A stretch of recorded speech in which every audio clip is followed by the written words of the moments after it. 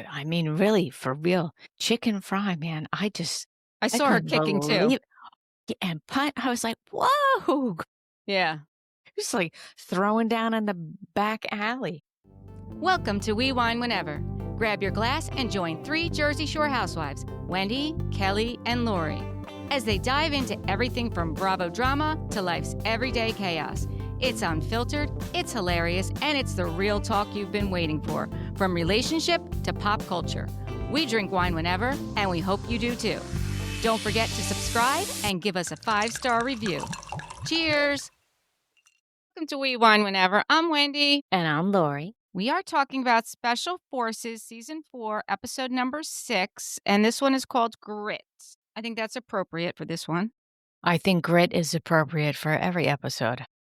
Yeah, really. We start at 0648 hours, which is 6:48 a.m., and there's 11 recruits remaining. So I can't believe we're 6 episodes in, and I just realized that Eric Decker was married to Jessie James Decker. I just thought it was coincidental that they had the same last name. I didn't realize they were I married. didn't realize they were married either, and then, I'm watching the episode, and she's, like, rubbing his beard, and then she's kissing I'm like, "Whoa, whoa, whoa, whoa." So then I had to kinda, like, rewind it, and then I had to pull up the cast on my phone, and I was like, "Dude, they're a couple." Okay. Yeah, I know. Like I didn't realize that there was another couple, another Yeah. married couple, another ex-NFL player. Like, you Yep, know, crazy. yep. So Eric Decker is talking about his greatest achievement in the NFL was playing in the Super Bowl with the Denver Broncos. And they go out, DSs call them out, and they let them know that the course is going to be moving faster and it's going to be more intense. And we're going to start taking armbands. So letting them know that they need to be on their game. Yeah, they need to keep it stepped up. Yep. They tell them to take off their Bergens, and they have to put them over their heads and lock it out for 10 seconds. 10 seconds doesn't seem like that long. I think when you gotta hold that heavy ass thing up, it is a long time. Yeah, I guess it was 35. I think they were 35 pounds. I saw that someplace that they all weighed 35 pounds, and they had to weigh them every morning. Like, they had to weigh 35 pounds. Jeez. I know. So it was 35 pounds that they were holding over their heads. So they get up to, they're on the way to the course. And prior to that, actually, Chanel was having a hard time holding that. Number 8 was having a hard time holding that over her head. I mean, she's a tiny person. And the fact that they're all Yeah. holding the same amount over their head is a little bit crazy to me. Right? Yeah, yeah. Yeah. She said she's like, "I'm crying like a little bitch." Like, she was upset at herself for being emotional, but I think, listen, the fact that you're even still there and you're participating, like, don't be upset at yourself, like, you know? That you're there at all is Yeah, just fantastic because I would not be. exactly. Especially that you get paid whether you stay or not. You get paid the same whether you leave the first day or you stay the whole time. Right, right. So, yeah. So on the way out to the course, Eric is talking about his wife, Jessie James. He said someone asked, like, do you both work from home?" And he's like, "Well, no, she's my sugar mama." And he's referring Mhm. to, Jessie James because, he's retired. I mean, he's an ex-NFL player. Yeah, so I think he stays home with the kids. Yeah, yeah. So the next tech test that they're gonna do is they're gonna be running through a terrain with their packs on. I don't know how far the terrain is because they don't really tell us. Right. But, I wanted to mention when they were getting ready in the tent and then they went outside to line up and the one person, I forget who it was, one of the girls, got in trouble for their shoelaces not being tied. And the DS said, "Why aren't you guys looking out for each other?"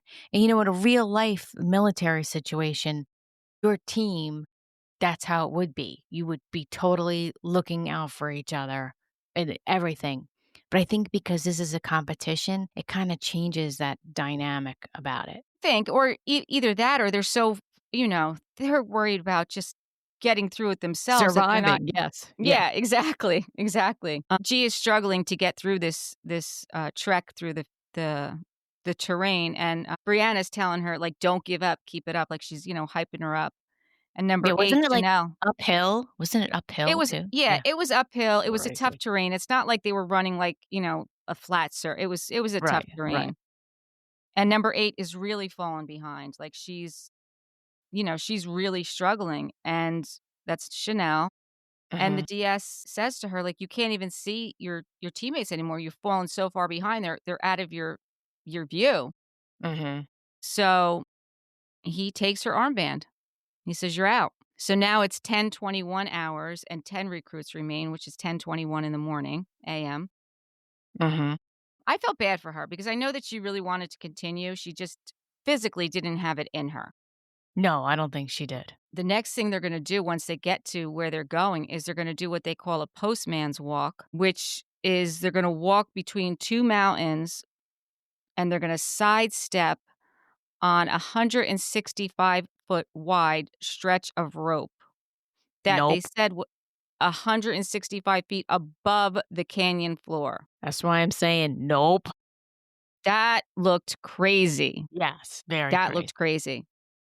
So they're gonna break them up into 2 teams for that. The first team was Brianna, Randall Cobb, and Gia. So Randall was the first one to go. Oh, also, they had 10 minutes. The entire team had to get across the canyon in 10 minutes total. If Mhm. it took any longer than 10 minutes, they fail, which for 3 people, that's not a lot of time. No! Not at It's all. not a lot of time. Randall's the first one to go across. He's the one who's gonna set the pace. I thought he was doing a good job. He looked like he was doing a good job. I mean, he was wobbling, but he was fighting through it. He got across it in under 2 minutes, and then next up was Brianna. Brianna does it in 4 minutes, 4 minutes or less, but by the time Gia gets up there, she has 3 minutes and 35 seconds, Right, which isn't enough time. It's just not enough time because honestly, like, if it wasn't timed, I mean, they would have done it. Like, she definitely finished it, but she didn't finish it in time. right. And the DS is yelling at Gia as she's going across, and I guess what happened was her rope, the top rope was stuck on her helmet. She had this thing on the top of her helmet, so she was having a hard time maneuvering. And, she's yelling that at him, that my helmet's stuck. And he doesn't care. He doesn't care that her helmet's stuck. He yelled back at her, "Well, I had it in my mouth the whole time, but I still got across." And he did have it that rope, like, jammed by his Yeah. mouth. Yeah. Yeah, he's like, "Stop talking back or I'll throw you the F off the course." And she was like, "I'm sorry." So the next group up is Mark Estes, Jesse James Decker, and Shawn. So at this point, we learn a little bit about Jesse James Decker, that she comes from a military family, that her biological father was in the Army and her stepdad was Air Force. So she feels like, she was raised around this. Mhm. I mean, they did pass, the 3 of them. They were the first ones to pass. The final team is Christie Rampone, Eric Decker, and Cody Brown. So, I don't remember, I think Eric went first. Eric went first. He was 6 minutes, and then Christie Rampone, and then Cody Brown was the last one to go. Right. And what did I write about Cody? I know he made it across. He made it across, but they failed because he didn't make it in time. They all made it across, but he didn't make it in time, so they failed, and that was another one. He was so close to the end, but, Yes. on the way back, Eric Decker was coughing really bad. I mean, you could hear it was not a good cough. And, Eric Decker, he did that ropes thing totally different than anybody else. I don't know if In you what noticed way? that. Because he had a different way of holding the top wire with his arms. He was, like, leaning into it where everybody else was kinda leaning back and he just did it totally different. And then he did some weird thing where when he was faltering in the middle, then all of a sudden he put the rope, like, behind his head.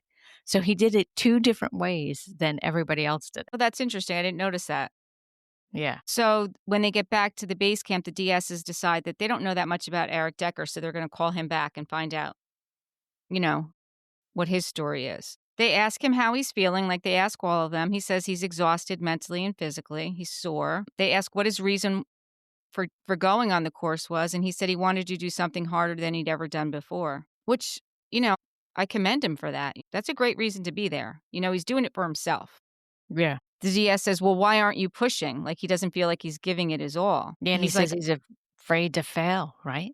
Right. Isn't that what he says? Yeah. He's afraid to fail. The DS thinks he's only giving it 80%, and he said, "I want you to give it 100%." They asked him if he was happy the way his pro career ended. He said he was fearful to fail and be cut later in his career, so it was just easier for him to retire. So he made the choice. And listen, Yeah, I think that's a tough decision, especially for any professional athlete. As you get older, it gets that much harder to recover from an injury.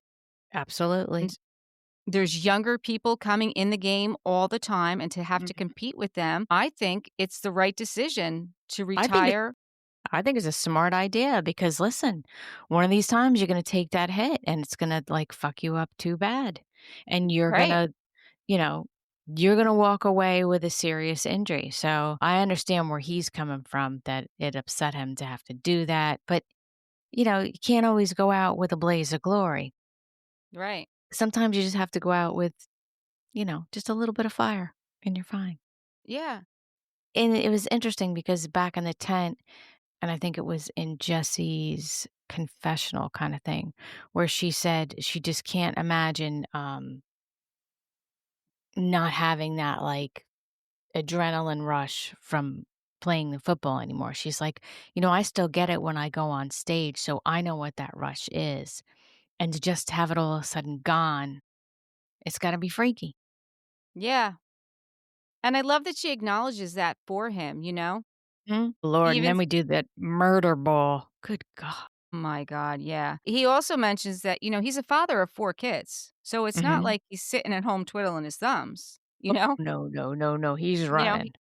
Yeah. When he gets back to the camp, they ask him, how it went, and, he's like, "It went okay. It went okay." He said, "Jessie tells me, like, they're just trying to motivate me. Like, they wanted to motivate me to be better at myself." And Mhm. Randall says, "Wow, I really wanna kiss my wife and hold my babies." Like, when because he sees them together. Yes. Yes. When did it come out that Christie was divorced? Is that in the tent that it came out? I don't remember. I didn't write that down. I have that as But my yeah, next note. It must have I come thought that out in the was tent. sad. Yeah, I thought Yeah, that I was did sad. too. It was Yeah. sad because it doesn't seem like her husband was a great guy, doesn't seem like he was supportive. I don't know, I'm feeling like she had a really hard time of it. Yeah, actually, it did come out in the tent at this point. I think Randall must have asked her because she said that she stayed longer than she should have and Mhm. now trying to heal, but she feels like it's too late. I think that is sad. I mean, It is sad, yeah. on their Especially way.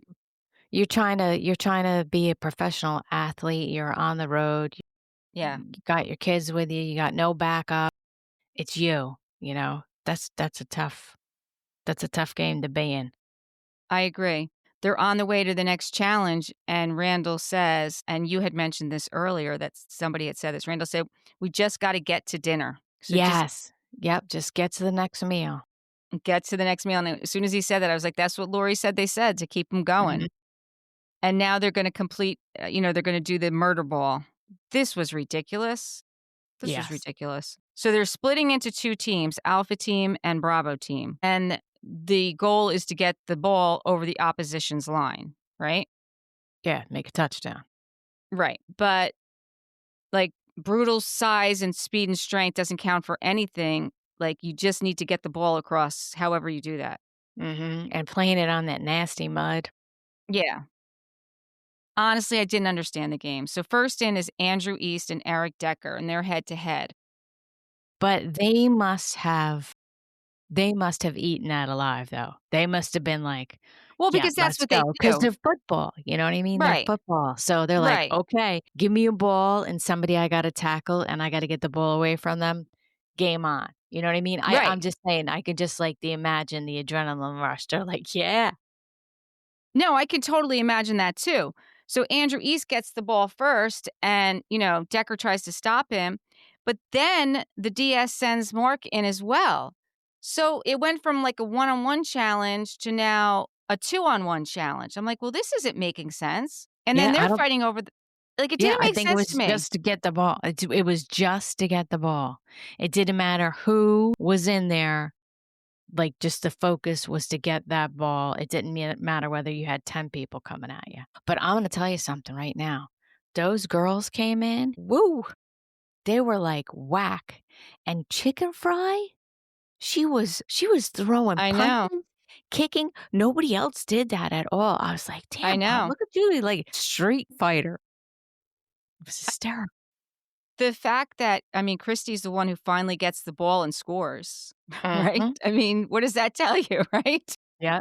No, they get I mean, that it was brutal. It was actually brutal to watch it, to be honest with you. I was like, "This isn't any sport I've ever seen." I mean, you know what it No, seemed I think it was probably more like a rugby, but I don't really watch rugby. I think they play like that in rugby. Like, I it's have just no like idea. I have yeah. no idea. And then the final battle is gonna be all the recruits. Yeah, it's just a free for all. It was just a free for all. Just get the ball and get it across. It starts out with Mark Estes has the ball, then Randall's out there, then Brianna's out there. Once again, Christie winds up getting the ball and runs and scores.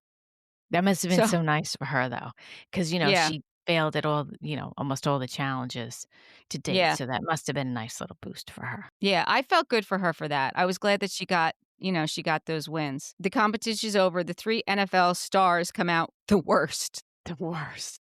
Because honestly, I mean, I think Andrew broke his nose, they said. I mean, Eric Decker hurt his back. Randall was struggling to begin with before he even got out there.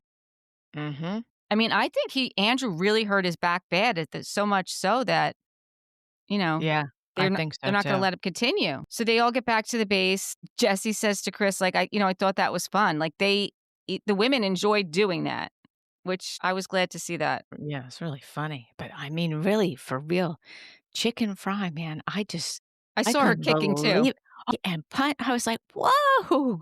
Yeah. Just, like, throwing down in the back alley. So the DSs need to decide who they're gonna take back this time, and they decide they're gonna take back Christie because she feels like, she's a strong woman and she steamrolled all the men.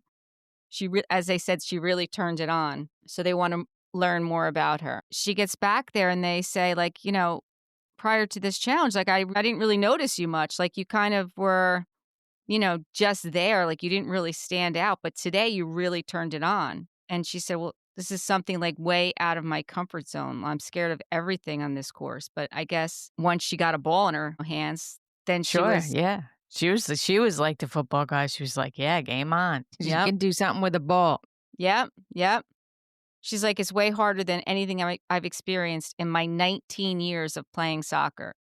Listen, anyone who does a professional sport for 19 years has got to be That's a long disciplined. time. Yeah, most It is definitely. yeah, it is a long time. And when after her tactical questioning and, Mhm. you find out that she, took her kids with her.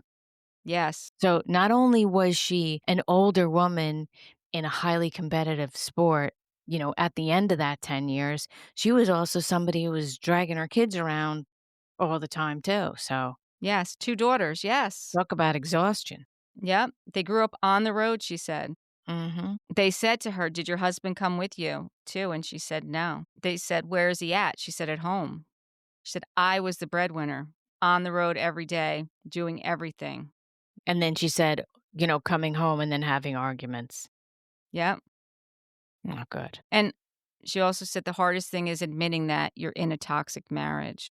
And I'm sure she probably, like a lot of people do, you feel like you want to stay in the marriage until your children are a certain age and just pretend that everything is good, you know.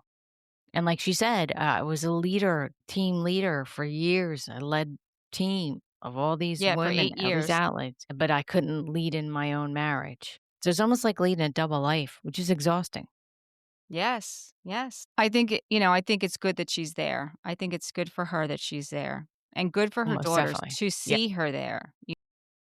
I mean, because 'cause they've seen her on the road with her all those years, and they know who she is. So she gets back to the tent, and they ask how it was, and she said, "It was hard as shit. I'm hoping my 50s are better than my 40s." Well, I don't know, Christy, but as someone in their 50s, these may not be better than your You're 40s. kinda sucking, girl. It's kinda sucking. So, I don't know what to say. Just go do whatever you wanna do and do some fun shit and just fuck Yep, everybody because that's all that's left. yep, exactly. Alright? So Eric is really struggling with the pain. So the medical, they call him back and they're concerned with his hip and they don't think he can safely carry on. So the DSs take his armband and tell him that he needs to quit. And as soon as he goes back and tells Jessie, she goes, I'm going with you. Yeah, I'm out. Yep, I'm out.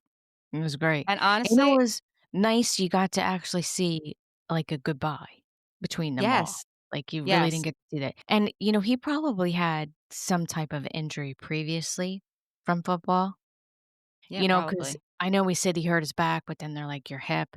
So, I'm wondering if he had some kind of previous injury, like, what that he had to list from when he signed up, Could be. Yeah, yeah, you it could know? be. It was nice to see them all say goodbye, and it Yeah, was it nice was that nice. she stood by her husband, and I'll be honest with you, I don't think she's a quitter. I think by her No. leaving, I think that was the stand-up thing to do. I think it was Well, the you know stand-up what thing she to do. did? She did what was good for her. She did Yeah, what was good for her. So, that's what sh that was what was important to her, that was what was good for her, so she's a winner and no he matter was what. fine with it too. He was like, "Yeah, okay. Yeah." She has to go report to the DSs and let them know that she's gonna be leaving, and now they are the 9th and 10th recruits to leave, and as she's leaving, she said, "We fly together," meaning her and her husband, which I thought was good. And those are the only notes I have. Now, I watched a whole podcast with them. So on the podcast was Andrew and Shawn, Jessie and Eric Decker, Avi, Randall Cobb, and I think that's it. So 7 out of the 20 people are from Nashville on the show. Yes. Well, that's And interesting. yeah, so Eric Decker was asked season 1, but his wife was on tour, so he never did it. Jessie Decker didn't wanna really do it at all, but they only wanted Eric as a couple. They wanted another married couple. So she said yes, she would do it. Randall Cobb, when they called him, they told him he had 48 hours to make a decision, and he only watched 2 episodes, and then, he had to give an answer. So he only had 2.5 weeks to prepare, and he wasn't even working out at the time. And a big thing he said was he didn't, factor in anything at all about the psychological aspect of it, let's say. Which is huge.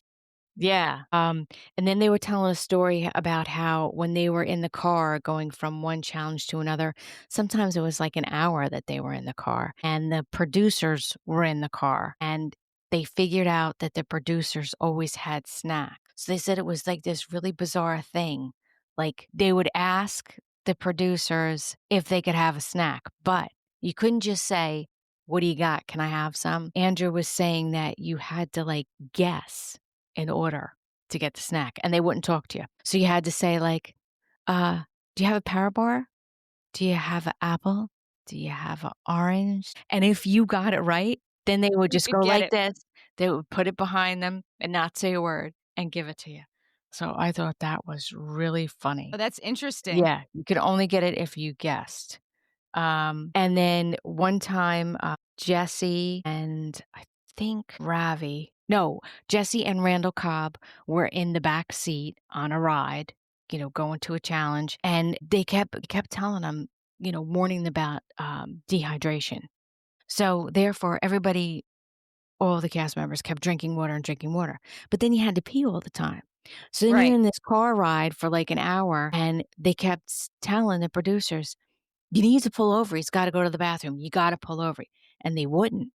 So, finally, Randall had 2 empty water bottles and just started filling them up, and Jessie was messing around with producers going, "He's going all over the floor, you're gonna have to clean this all up as soon as we pull." But meanwhile, he was going in the bottles. And then at nighttime in the tent, if you had to go to the bathroom, you couldn't go alone. You had to wake somebody up, and the lady Jessie Decker says she really doesn't sleep well at all, even at home. Like, she has this whole routine in order to go to sleep, with like a countdown and like all this different Right. ritualistic things that she does in order to fall asleep. And she said she just couldn't sleep. So she barely slept the whole time they were there because she kept being afraid that okay, I'm gonna fall asleep, and then they're gonna wake us up to go do something. So she was always the bathroom buddy. So you couldn't go alone. Ravi said he was a big con artist. I told you before that he brought the earplugs, but he Yes. also told, the med staff that he gets migraines. So they gave him, a bottle of Advil. So he was like the drug supplier. He gave everybody the Advil. Cody had some, like, weird expired, like, caffeine stuff that he was trying to pawn off on everybody, like a supplement, and it was like, "No, it's expired." And Shawn's wife on the podcast also said that he was on something the whole time, Cody, that, like, it was crazy. And Andrew was saying that he You was think it like, was caffeine? Do you think it was caffeine? I think it was maybe he's on some steroids, maybe he's on some, there's a lot of jacked up supplements that you can, like creatine. There's stuff that can, like, really, Mhm. amp you up. And another weird thing is Cody said that, like, he hardly ate anything because every time they went to put something in front of him, he was like, "Oh, that's got pepper on it, I can't eat it." So it was very weird. And Andrew was saying how there was, like, you know, even especially for the helicopter challenge, you would think when you got there, there would be, like, safety prep. Duck down, don't do this, blah, blah, blah. He said, "No." It was just like he was like, "This is the most dangerous thing."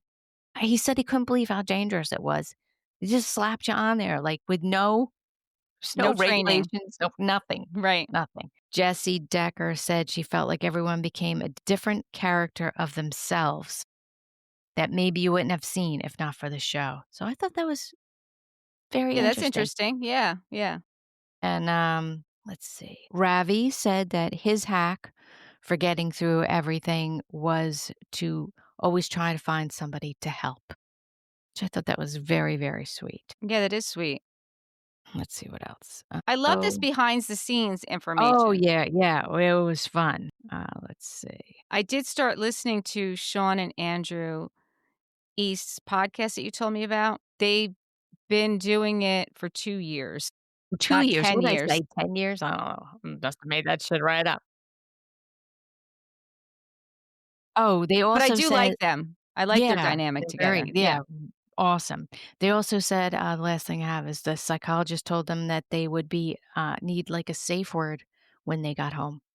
That from all this, rush of adrenaline, that it was gonna take a while to, like, decompress, and the psychologist told them, "There's gonna be times where you're just gonna have to, like, have a word with your partner, and then that word means that you just go and just decompress somewhere a little bit by yourself," that was gonna happen. And then Shawn and Andrew, remember I told you that, the other podcast I watched on YouTube, they were gone for 2 weeks before this challenge, Yes. came home for a week, and then left for this. Now when they got home, they were home for a week and took their kids on another vacation. I was like, "What are you crazy." Good Wow. for them. Yeah. But they said it was very helpful for them because then they weren't going from being all amped up on the show to being home in a regular routine and acclimating. They went from the show to just a week at home and then away somewhere, and they felt that that was very helpful for them to kinda get things back on track. And then another thing I was wondering, I wonder, like, if a show like this, like, I wonder if they have it pre-set up that if by, you know, the 3rd episode or something, nobody's left, that somebody's gonna have to leave. Like, you know what I mean? Because you I can't just think that keep they do. I doing the think that they show. do. Yeah, I mean, I Yeah, think that they do. Because, they said before this episode started, like, we're gonna have to start taking bands. And they took Chanel's band. I mean, yeah, this episode, we lost 3 people. So yeah, now we're down to 8. yeah, because you gotta start getting rid of people, Right, even if they're right, not failing, because you can't end up at the end with everybody still there. right.